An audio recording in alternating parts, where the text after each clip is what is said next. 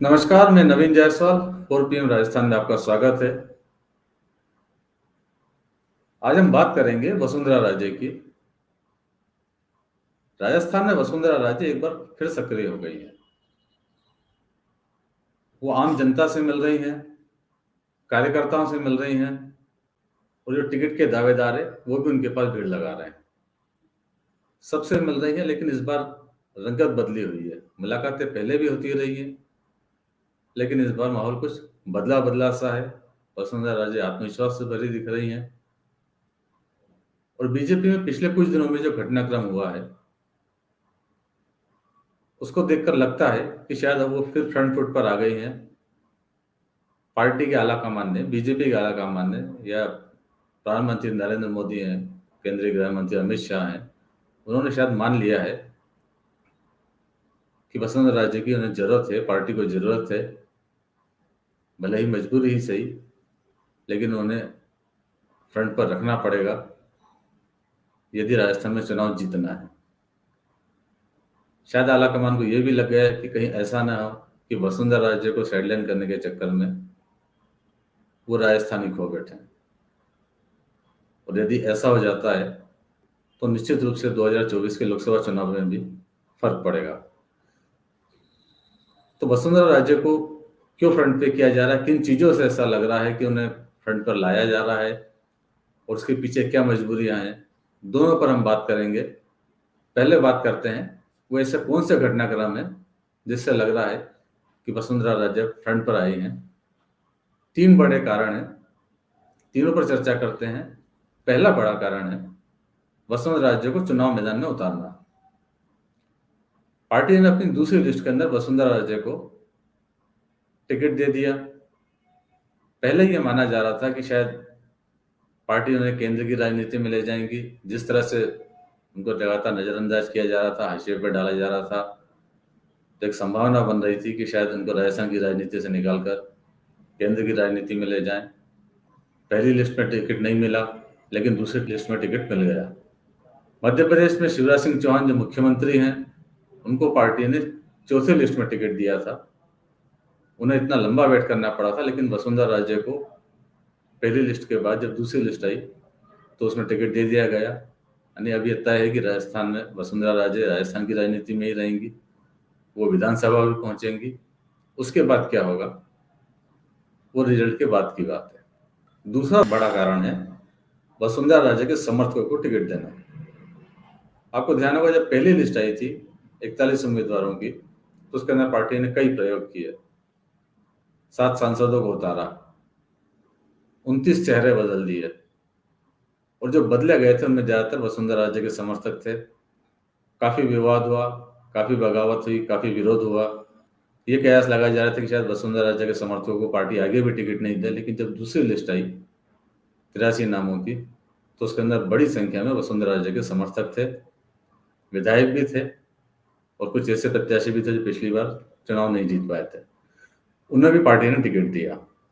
ऐसा माना जा रहा है कि लगभग 30 से ज्यादा वसुंधरा समर्थकों को बीजेपी ने टिकट दिया है जिस बार चुनाव मैदान में।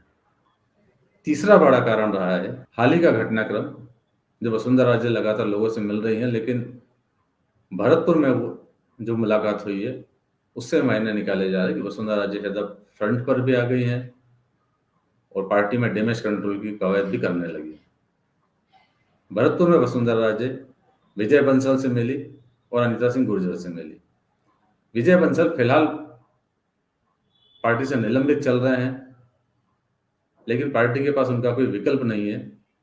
पिछले निकाय चुनाव में उन्होंने पार्टी विरोधी गतिविधियों में शामिल हुए थे, पार्टी के अधिकृत प्रत्याशियों के खिलाफ शामिल हुए थे। उसके बाद बीजेपी ने उन्हें निलंबित कर दिया था।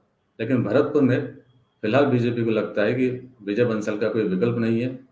तो जब वसुंधरा राजे उनसे मिली तो शायद ऐसा लगता है कि विजय बंसल को पार्टी टिकट भी दे सकती है भरतपुर से। दूसरी नेता जिनसे वो मिली वो थी अनिता सिंह गुर्जर। नगर सीट से अनिता सिंह गुर्जर का टिकट कट गया था, उसके बाद उन्होंने बगावत का ऐलान कर दिया, चुनाव लड़ने का ऐलान कर दिया। जवाहर सिंह बेडम जो भाजपा के प्रत्याशी हैं उनके खिलाफ चुनाव लड़ने का ऐलान अनिता कर चुकी हैं। लेकिन अचानक वसुंधरा राजे का भरतपुर पहुंचकर इन दोनों नेताओं से एक बंद कमरे में मुलाकात करना। कयास लगाए जा रहे हैं कि आखिर ऐसा क्या हुआ कि वसुंधरा राजे भरतपुर जाकर उस नेता से मिली जो भाजपा से निलंबित है और उस नेता से मिली जो बगावत का ऐलान कर चुके हैं। क्या रणनीति हो सकती है? दोनों को एक साथ जाकर मुलाकात करना, वसुंधरा राजे ने क्या बात की होगी और क्या जरूरत पड़ी? क्या पार्टी की तरफ से कोई संदेश था कि बागियों को मनाएं, पार्टी के लिए काम करें? क्योंकि अभी तक वसुंधरा राजे की इस तरह की कोई भूमिका पार्टी में नजर नहीं आ रही थी। पार्टी में कई जगह बगावत हुई है, विरोध प्रदर्शन चल रहा है, लेकिन वसुंधरा राजे ने कहीं भी किसी बागी से मिलने की जहमत नहीं उठाई। लेकिन अब जो पिछले कुछ दिन का घटनाक्रम है, विशेष तौर से दूसरी लिस्ट जारी होने के बाद का जो घटनाक्रम है, उसके अंदर वसुंधरा राजे अगर भरतपुर जाकर मिल रही है और नेताओं से उनसे बातचीत कर रही है, तो ये तय माना जा रहा है कि शायद अब अनीता सिंह गुर्जर भी अब चुनाव नहीं लड़ेंगी और बस विजय बंसल को भी टिकट मिल सकता है। तो शायद वसुंधरा राजे अब फ्रंट पर आकर काम कर रही है, पार्टी के लिए काम कर रही है और पार्टी को कम से कम नुकसान पहुंचे, इसकी कोशिश में वो जुट गई है। अब आखिर ऐसा क्या मजबूरी है बीजेपी की कि जिस वसुंधरा राजे को साइडलाइन कर रखा था, अब उन्हीं को फ्रंट पर लाना पड़ रहा है? ऐसे क्या कारण रहा है, उनकी चर्चा करते हैं। 5 ऐसे बड़े कारण हैं जिनसे समझ में आता है कि वसुंधरा राजे क्यों जरूरी हो गई पार्टी के लिए। पहला बड़ा कारण है बगावत। पार्टी में पहली लिस्ट जारी होने के बाद बड़ी संख्या में बगावत हुई। उनमें कई वसुंधरा राजे के समर्थक भी हैं। सांसदों को विशेष रूप से बगावत का सामना करना पड़ रहा है। एक के बाद एक बगावत की खबरें आ रही हैं। इसके बाद दूसरी लिस्ट जारी हुई। दूसरी लिस्ट के बाद भी बगावत के सुर सुनाई दिए। बगावत लगातार बढ़ती जा रही है और पार्टी के दूसरे नेता उसको कंट्रोल नहीं कर पा रहे हैं। कम से कम 2 दर्जन से ज्यादा जगहों पर भाजपा प्रत्याशियों का विरोध चल रहा है। ऐसा लग रहा है कि पार्टी में बगावत ज्यादा हो रही है, चर्चा उसकी ज्यादा होने लगी और बीजेपी हाईकमान को भी शायद समझ में आ गया कि बगावत की ऐसी खबरों से बेहतर है कि पार्टी मिलकर काम करे, वसुंधरा राजे को फ्रंट में लाया जाए, शायद तभी कुछ डैमेज कंट्रोल हो सके। दूसरा बड़ा कारण है सर्वे की रिपोर्ट। बीजेपी ने अलग अलग सर्वे कराए, उसके अंदर 2 तरह के सर्वे सामने आए कि जिनको टिकट दिए जाने हैं, जो जीता हुए प्रत्याशी हैं, उनमें बड़ी संख्या में वसुंधरा राजे के समर्थक हैं। तो लिहाजा यदि पार्टी को जीतना है तो उन्हें टिकट देना ही पड़ेंगे, चाहे वो वसुंधरा राजे के समर्थक भी हों तो टिकट देना पड़ेंगे। पार्टी भी एक मजबूरी ये समझ में आ गई। दूसरा, पार्टी के अंदरूनी सूत्रों की खबर है, पार्टी ने दूसरा सर्वे भी कराया हाईकमान ने, जिसमें यह सामने आया कि यदि राजस्थान में चुनाव जीतना है तो वसुंधरा राजे का उपयोग करना होगा। उन्हें नजरअंदाज करके पार्टी की वो संभावना नहीं बनती है जो वसुंधरा राजे को साथ लेकर बनती है। तीसरा बड़ा कारण है दूसरे नेताओं के खिलाफ नाराजगी। टिकट बंटने के बाद में जिस तरह से बगावत हुई, वो पार्टी के नेताओं पर ही आरोप लगने लगे। प्रदेश अध्यक्ष सीपी जोशी के खिलाफ खुलकर आरोप लगे चित्तौड़ के अंदर कि उन्होंने चंद्रभान सिंह आकिया का टिकट कटवा दिया। जोधपुर की सूरसागर सीट पर जब सूर्यकांता व्यास का टिकट कटा तो उन्होंने भी यही कहा कि शायद सांसद गजेंद्र सिंह शेखावत मुझे पसंद नहीं करते हैं, इसलिए टिकट कटा।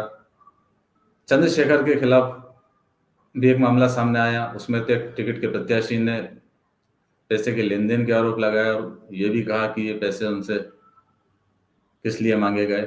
चंद्रशेखर का नाम उस विवाद में आया। इसी तरह प्रदेश प्रभारी अरुण सिंह पर भी आरोप लगे।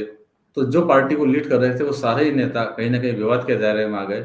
चंद्रभान सिंह आकिया ने तो खुलकर सीपी जोशी पर आरोप लगाए। ध्यान में है कि ये यहाँ लोकल झगड़ा है। लोकल झगड़ा जब मैं यहाँ से विधायक था, एबीवीपी का काम करता था और हमारे भाई सीपी जोशी जी एनएसयू का काम करते थे, तो एनएसयू से वो प्रेसिडेंट भी बने, वाइस प्रेसिडेंट भी बने और उस टाइम से हमारे कॉलेज के झगड़े चलते आ रहे हैं। और जब पंचायत समिति के झगड़े हुए उस टाइम का मामला भी है और अभी वो प्रदेश अध्यक्ष बन गए। उनके मन में मेरे प्रति कहीं कहीं टीस है, कहीं कहीं खुन्नस है और इस टीस और खुन्नस के कारण काफ़ी दिनों से मेरे को इसकी जानकारी भी थी कि कहीं न कहीं मेरे लिए टिकट जरूर काटेंगे। और आज उन्होंने मेरे टिकट को काट कर उन्होंने बहुत अच्छा काम किया, मैं उनको धन्यवाद देता हूँ। चंद्रभान सिंह आकिया चुनाव लड़ने की घोषणा कर चुके हैं और उन्होंने अपने पार्टी का कार्यालय भी खोलने का ऐलान कर दिया है। विरोध की इस तरह की खबरें लगातार सब जगह से आ रही है। तो जो चौथा बड़ा कारण है वसुंधरा राज्य पर निर्भरता का, वो है डैमेज कंट्रोल की एक्सरसाइज। इस डैमेज कंट्रोल में भाजपा का आला कमान भी सक्रिय हुआ। ऐसी खबर थी कि चंद्रभान सिंह आकिया को दिल्ली तलब किया जा रहा है, शायद उनसे बातचीत करने की कोशिश की जा रही, पार्टी में अंदरूनी स्तर पर चल रहा है। और वसुंधरा राज्य को भी इसी के लिए आगे किया गया है कि जहाँ जहाँ जहाँ वो लोगों को मना सकते हैं, बागियों को बैठा सकते हैं, तो वो फ्रंट पर आए, मोर्चा संभाले और पार्टी की जीत के लिए काम करे। एक और बड़ा कारण, वसुंधरा राज्य को साइडलाइन करने के बाद जिस तरह से पार्टी ने घोषणा की कि कमल का फूल ही चेहरा होगा, उसके बाद ये चुनाव कहीं ना कहीं मोदी बनाम गहलोत हो गया था।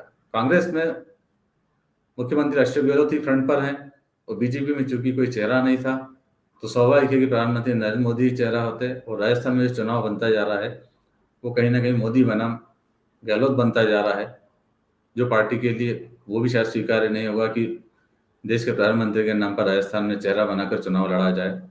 तो इसलिए पार्टी ने शायद अब यह फैसला कर लिया है कि वसुंधरा राजे को आगे किया जाए, उन्हें कमान दी जाए, ताकि राजस्थान में चुनाव की संभावना पार्टी की बनी रहे। हो सकता है आने वाले दिनों में कुछ और परिवर्तन भी देखने को मिले। अगली जो लिस्ट आनी है उसके अंदर वसुंधरा राजे के समर्थकों को फिर टिकट मिल सकते हैं, वसुंधरा राजे की शायद ज़्यादा सुनी जाए। और उसके बाद ये भी संभावना है कि अगली जो पब्लिक मीटिंग होगी प्रधानमंत्री नरेंद्र मोदी की या अमित शाह की, उसके अंदर वसुंधरा राजे को शायद अब कुछ तवज्जो मिले। वैसा सीन क्रिएट नहीं होगा जिस तरह का सीन पिछले सभाओं में होता रहा, उनको साइडलाइन किया जाता रहा। तो अब देखना होगा कि अगली सभाओं में क्या होता है, उससे स्थिति शायद ज़्यादा स्पष्ट हो सकेगी कि पार्टी वसुंधरा राजे को कितना महत्व दे रही है। इस वीडियो में इतना ही। राजस्थान की और खबरों से आपको अवगत कराएंगे। अगले वीडियो में बात करेंगे ईडी की कार्रवाई की। पीसीसी चीफ के घर पर ईडी की कार्रवाई फिलहाल चल रही है। मुख्यमंत्री अशोक गहलोत के बेटे को भी ईडी ने समन किया है। तो अगले वीडियो में आपको बताएंगे क्या घटनाक्रम है। अंत में एक बार फिर आपसे अपील है, 4PM राजस्थान नया चैनल है, इसे ज़्यादा से ज़्यादा सब्सक्राइब करें और इस वीडियो के लिंक को ज़्यादा से ज़्यादा शेयर करें। नमस्कार।